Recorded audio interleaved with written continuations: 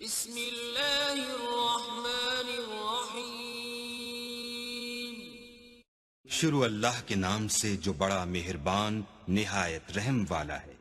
السلام علیکم ورحمۃ اللہ۔ روزہ رسول صلی اللہ علیہ وسلم پر ایک عرب دیہاتی حاضر ہو کر رب تعالیٰ سے کچھ یوں دعا کرتا ہے، اس کے مانگنے کا انداز دیکھیے، الفاظ پر غور کیجیے، یقین جانیے رب سے مانگنے کا بھی ایک خاص فن، انداز اور ڈھنگ ہوتا ہے جو کہ اس گاؤں کے رہنے والے عربی سے سیکھنا چاہیے۔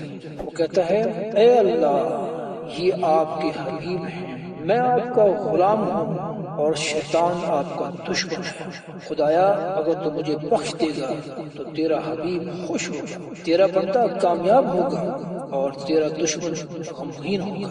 مولا اگر تو نے میری بخشش نہیں کی تو تیرا حبیب غمگین ہوگا، تیرا غلام ناکام ہوگا اور تیرا دشمن خوش ہوگا۔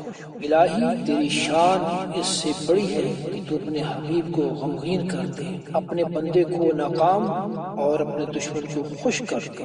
میرے پروردگار، ہم عرب ہیں، ہمارے یہاں جب کوئی سردار فوت ہو جائے تو اس کی قبر پر غلاموں کو آزاد کیا جاتا ہے۔